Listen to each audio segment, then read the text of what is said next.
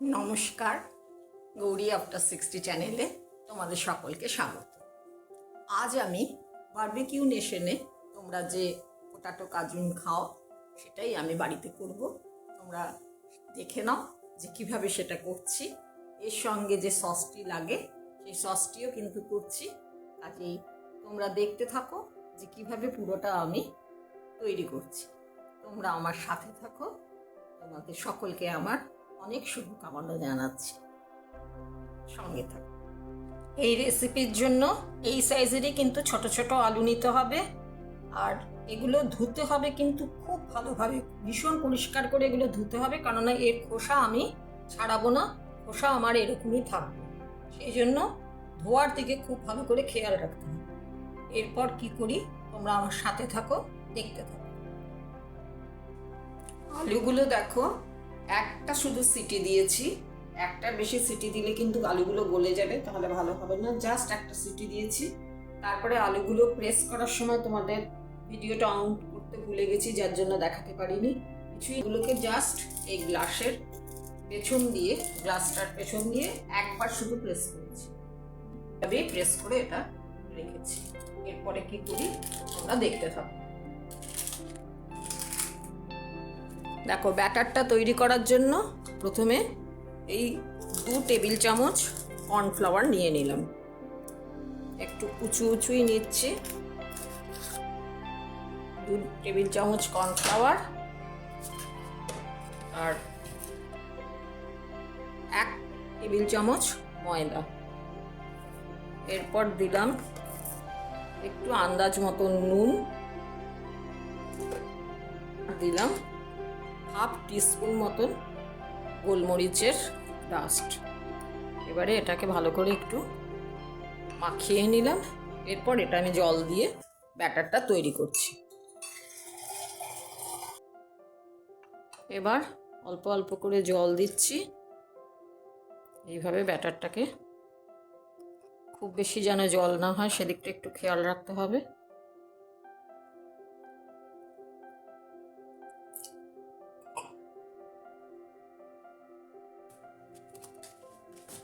ব্যাটারটা হয়ে গেছে, এই হচ্ছে এর থিকনেসটা। এরপর কড়াইয়ে দেখো তেলও হালকা গরম হয়েছে, খুব গরম তেলে কিন্তু এটা দেব না। এই একটা করে নিচ্ছি আলু, আর এইভাবে দিয়ে আস্তে করে ছেড়ে দিচ্ছি।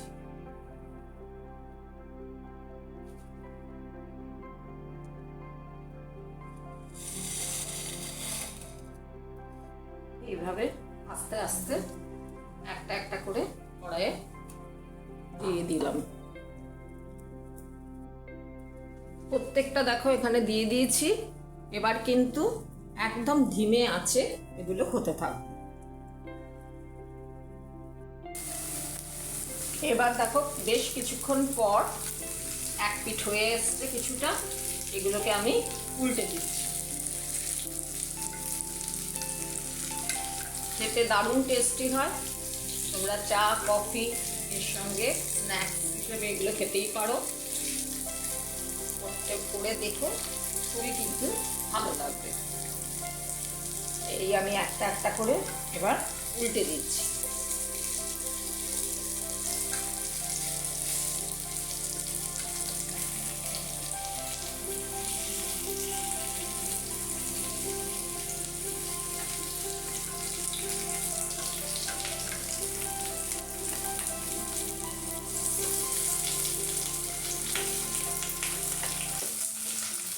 ব্যাস, এবারে এই পিঠটা হতে থাকবে।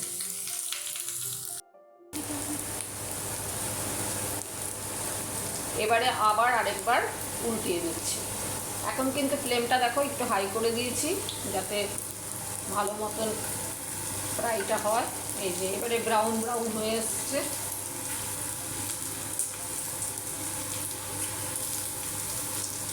এইভাবে একটা একটা করে উল্টে দিলাম।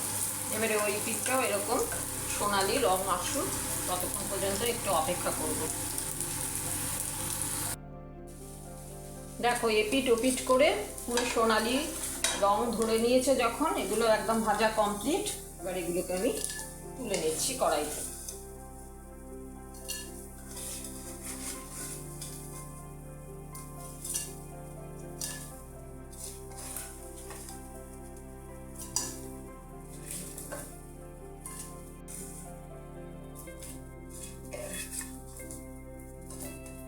আর একটু হবে, ব্যাস এইভাবে তুলছি। এর পরের সেটও করব, এর মধ্যে করে নিচ্ছি সসটা, তোমরা দেখতে থাকো। এবার আমি তৈরি করে নিচ্ছি সসটা।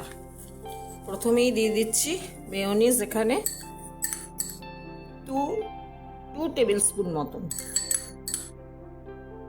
ব্যাস।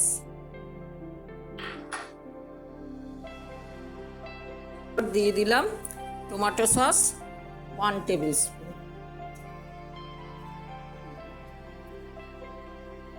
একদম ফাইন করা চপড পেঁয়াজ কুচনো 1 টেবিল স্পুন,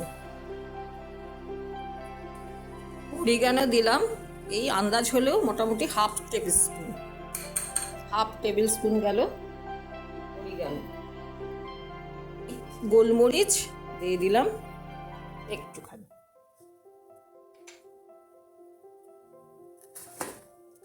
খুব সামান্য দিলাম একটু সল্ট।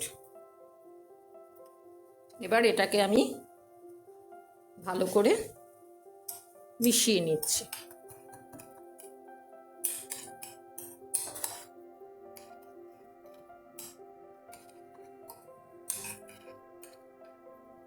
এটা ভালো করে মেশানো হয়ে গেল। এবার মোটামুটি ধরো এখানে 3/4 কাপ মতন দুধ দেয়া হলো, ব্যাস। এটাকে ভালো করে মিক্সড করে নিলাম। আমি পুরো এটাকে প্লেটিং করছি, তোমরা দেখো। সস দিয়ে বাড়িতে যে কজন মেম্বার থাকবে তাদের আলাদা আলাদা এভাবে প্লেটে দিয়ে তোমরা সাজিয়ে দিও। এখানে এই নিয়ে নিলাম। এরপর প্রথমেই দিলাম সসটা, যে সসটা তৈরি করেছি সেটা দিয়ে দিলাম।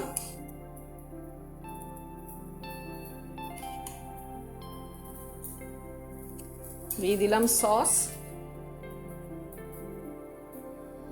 দিলাম একদম কাশ্মীরি লঙ্কায়, কিন্তু একদম 1 পিঞ্চ, খুব অল্প। এরপর দিলাম ফাইনলি চপড অনিয়ন বা কুচনো পেঁয়াজ এর ওপরে। বারবিকিউতে তোমরা যে পোটাটো কাজুন খাও সেটাই তোমরা বাড়িতে তৈরি করে ফেলতে পারবে, আমার এটা যদি ফলো করো। এরপর দিলাম কুচনো ধনেপাতা, ব্যাস একদম রেডি টু সার্ভ আমাদের পোটাটো কাজুন। তোমরা বাড়িতে করে দেখো, কেমন লাগলো জানিও। অবশ্যই আমাকে লাইক, কমেন্ট আর সাবস্ক্রাইব করে আমার পাশে থেকো। সকলকে আমার অনেক অনেক ধন্যবাদ। সকলকে শুভকামনা জানিয়ে এখানেই ভিডিওটি শেষ করলাম।